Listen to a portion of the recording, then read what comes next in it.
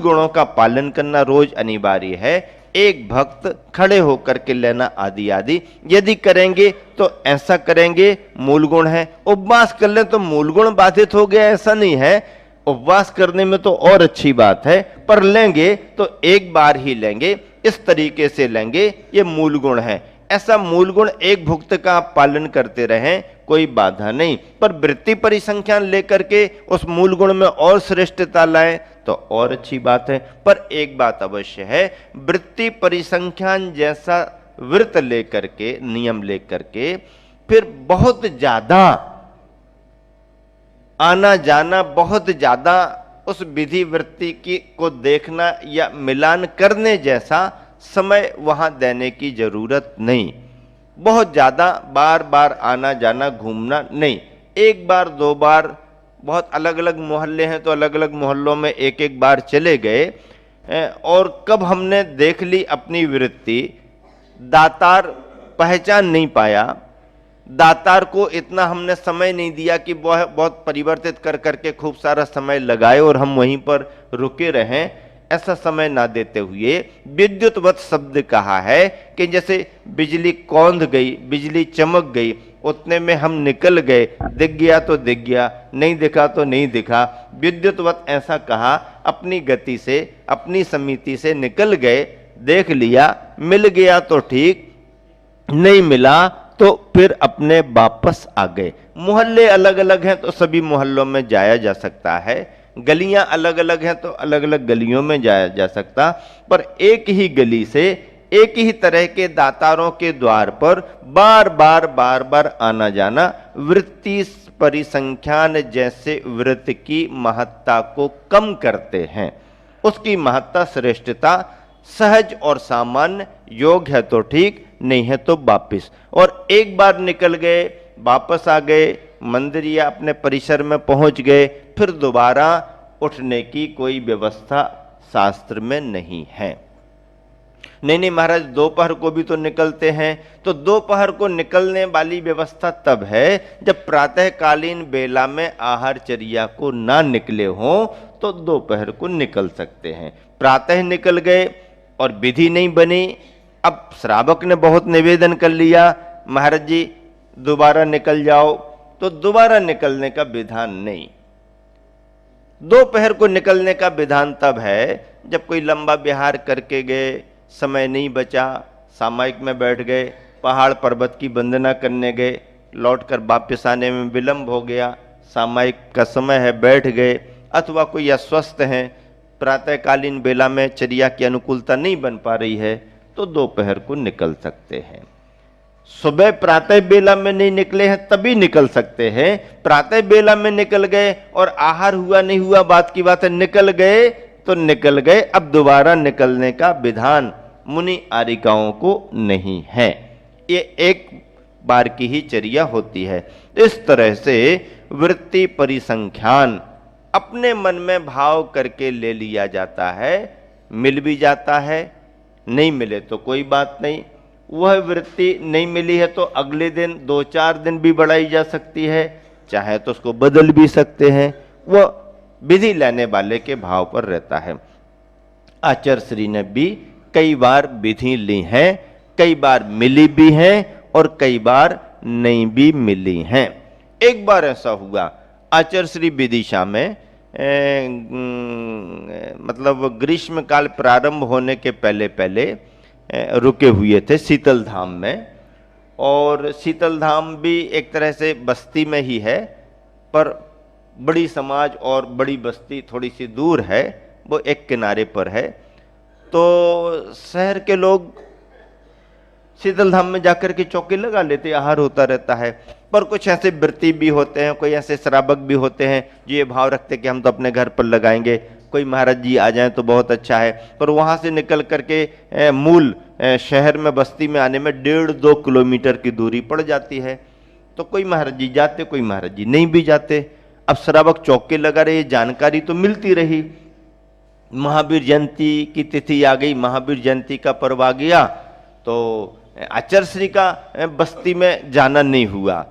चौके लगते रहे पर बस्ती में जाना नहीं हुआ। और यहाँ पर कोई कोई महाराज जी जाते भी रहे। महावीर जयंती के दिन आचर्षी के मन में निकलते समय भाव आ गया होगा कि बस्ती में भी चौके लगते हैं, चलो निकलते हैं। अच्छा, बस्ती वालों ने ये सोच करके कि महावीर जयंती है और व्यस्तता रहेगी, कार्यक्रम वगैरह है, अब आचर्षी तो इस तरफ आते नहीं है, इसलिए अपन आज नहीं लगाते, अपन को कार्यक्रम में सम्मिलित होना है। उस दिन बस्ती में किसी ने चौका लगाया नहीं, और आचर्षी कभी कोई किसी से बात तो करते नहीं, सहज मन में आया और अंजलि ली और शहर की तरफ निकल गए। अब जहां अनुमानित थे, जहां के लोग आकर के या महाराज जी वगैरह की वहां गए, वहां चर्या हुई, वहां चौके लग रहे, ऐसा उस मोहल्ले में उस स्थान पर जाकर के जब देखा कोई नहीं। अब आने जाने वाले आगे वाले भी आचर्षी को ये नहीं कह सकते हैं कि आचर्षी चौका नहीं है। अब उनको लगा किसी के यहाँ सोले का होगा, कोई खड़ा हो जाएगा, कुछ भी होगा, ऐसा वैसा करके अब तुरंत के तुरंत में कौन हुआ नहीं हुआ, आचर्षी जो भाव बना के गए वहां कुछ दिखा नहीं, तो बस मोहल्ले एक आध दो किए, अंजलि वहीं पर छोड़ दी और वापस उपवास हो गया। तो हो गया। अब श्रावक में बड़ी बेचैनी बढ़ गई, समाज में ऐसा हो गया वैसा हो गया, चर्चा जब हुई तो आचार्य ने मुस्कुराया, अब ठीक है महावीर जयंती को परीक्षा तो होती रहती है, ऐसा करके टाल दिया, कुछ नहीं। कई बार आचार्य के साथ ऐसा हुआ है कि कभी कभी तो मिल भी गई और कभी कभी नहीं भी मिली तो उपवास भी हुआ। इस तरह से वृत्ति परिसंख्यान तब भी आचार्य के चलते रहे। रस परित्याग में आचार्य का तो आप सब देखते ही हैं, जानते ही हैं, उनकी आहारचर्या जो देख रहे, सुन रहे, समझ रहे, बहुत कुछ कहने की जरूरत नहीं है। श्रेष्ठता और उत्कृष्टता में जितना जो भी कर सकते हैं आज आचार्य उतना कर ही रहे हैं, लेकिन इतना करने के बाद भी बहुत सहज और खूब आनंद भी लेते हैं। गर्मी बहुत पड़ रही, आहार करने वाले थक रहे, अनुकूलता गर्मी के हिसाब से जिन पदार्थों में आहार सामग्री में रहती वो लेने वाले थक रहे, लू लपट चल रही। आचार्य श्री एक एक महाराज जी को बताते, तुम्हारा स्वास्थ्य है तो ऐसा लेना, तुम्हारा ऐसा है तो ऐसा लेना, तुमको ऐसा लेना, ब्रह्मचारियों को ऐसा करना वैसा करना, इनको ये करना वो करना, सब बताते रहते। महाराज जी वगैरह बहुत चिंता करते, आचार्य श्री आप तो कुछ भी नहीं, सबकी ये वो, हाँ हाँ ठीक है ऐसा करते। और एक बार ऐसे ही सब बैठे, कैसा हुआ, सबका कैसा हुआ, हो आचार्य श्री ठीक हो गया, ऐसा हो गया। कोई महाराज जी कहते इनको ये हो गया वो हो गया, ऐसा चला दिया वैसा चला दिया, अच्छा ध्यान रखना मौसम बहुत गर्म है, लू लपट से बचना, ये करना वो करना। ऐसा सब करने के बाद आचार्य कहते आज हमारा भी आहार बहुत अच्छा हो गया। आचार्य कहते आज हमारा भी आहार बहुत अच्छा हो गया। अब कोई महाराज जी कहते आचार्य आप तो कुछ लेते ही नहीं हो, कैसे अच्छा हो गया ऐसी गर्मी में? आज तो मुझे बहुत रस मिल गया। रस मिल गया? आचार्य आप तो रस लेते नहीं हो। नहीं, गर्मा गर्म कुएं का रस लेकर के आया हूं। क्या कहते? गर्मा गर्म कुएं का रस। अब बताओ, हंसाने के लिए महाराजों को कहते तुम लोग क्या रस लेते हो? मैंने आज कुएं का रस लिया है। अब कुएं का रस मतलब कुएं का पानी लिया है कुएं का रस लिया है। अच्छा, गर्मा गर्म मिल गया, गर्मा गर्म। अब कभी कभी कोई कम गर्म देते, कभी कोई, और गर्मी जब रहती है और अच्छा जिसको जैसा जमता उतना मिल जाए तो पानी बहुत उसकी पूर्ति करता है। तो आचार्य से हंसते हुए क्या कहते संघ को, हाँ तुम लोगों का ठीक हो गया ना, आज हमारा भी अच्छा हो गया। आचार्य से क्या अच्छा, आज तो रस ही रस लिया है। काहे का रस लिया आचार्य, आपने गर्मा गर्म कुएं का रस लिया है देखो, मतलब ना लेते हुए भी अपने भावों में कितनी प्रसन्नता रख करके शिष्यों को संतुष्ट करना, ताकि तुम्हें लगे कि रस लिया है। हाँ, कुएं का रस लिया है। अब कुएं का भी कोई रस होता है क्या? लेकिन ऐसा आचार्य। अब साहित्यकार साहित्य की विधा में मूक माटी लिखा है तो उस भाषा में बात करते हैं, तो गर्मा गर्म कुएं का रस लिया है। ऐसा करके संघ को संतुष्ट करते हैं ताकि ग्रस्त या शिष्यों में कोई ज्यादा आकुलता ना हो पाए। हम लोग स्वास्थ्य के प्रति कोई ज्यादा चिंता या आकुलता करें तो ऐसा ऐसा बताएंगे, देखो ना तुमसे ज्यादा तो कर ही रहे हैं ना, कैसे कहते हो अनुकूलता नहीं है? इसके बाद भी तो सब कर रहे हैं ना, कैसे कहते हो अनुकूलता नहीं है? अनुकूलता है तभी तो कर रहा हूं ना, ऐसा करके संतुष्ट भी करते हैं ताकि शिष्यजन ज्यादा आकुलता ना कर पाए। ऐसी विशेषताओं से विविक्त शय्यासन के बारे में क्या बताएं। विविक्त शय्यासन तो आचार्य श्री का स्वभाव ऐसा है कि वो भीड़ में भी अकेले जैसे ही रहते हैं, और कई बार तो जब उनको पूरा एकांत नहीं मिलता है तो हमने संघ में कई बार देखा, अब सब महाराज सामायिक को बैठ रहे हैं, अब वो तो है ही, सब आचार्य श्री कहते हैं सब बैठो बैठो, लेकिन सबको बिठालने के बाद भी अपने को अकेलापन कैसे महसूस करें, तो आचार्य श्री हाँ सब जन बैठ जाओ, और स्वयं मुंह दीवाल की तरफ किया और दीवाल की तरफ अपने बैठ गए सामायिक को। मतलब संघ के बीच में बैठ करके भी एकांत अनुभव करने के लिए आचार्य श्री दीवाल की तरफ मुंह करके सामायिक को बैठ जाते। हम लोग ऐसा कई बार संघ में रह करके ऐसा देखते रहे हैं। तो विविक्त शय्यासन, अब संघ के साथ तो रह नहीं रहना, फिर उसमें भी एकांत क्या, ऐसा कर लिया। जब आचार्य श्री प्रारंभिक समय में थे तो बहुत एकदम, जब समझ लीजिए संघ छोटा था, शुरुआती था, जंगलों में और भी सामायिक करने को चले गए, या अकेले मंदिर में बैठे अकेले विश्राम कर रहे हैं, आदि आदि बहुत किया। अब एक संघ भी है और संघ के साथ भी हैं। देखो इतनी बड़ी विशेषता, इतना सब होकर के आज भी संघ के बीच में ही आचार्य श्री रहते हैं, यह भी एक बहुत बड़ी विशेषता आचार्य श्री के गुणों की है। कुछ अपना अलग से नहीं। VIP जो शब्द है ना, ये आचार्य श्री की डिक्शनरी में नहीं है, होगा हमारी तुम्हारी डिक्शनरी में। जितना महान व्यक्तित्व तो आचार्य श्री का है, उतनी सहजता भी है तो सबको, नहीं है तो किसी को भी नहीं।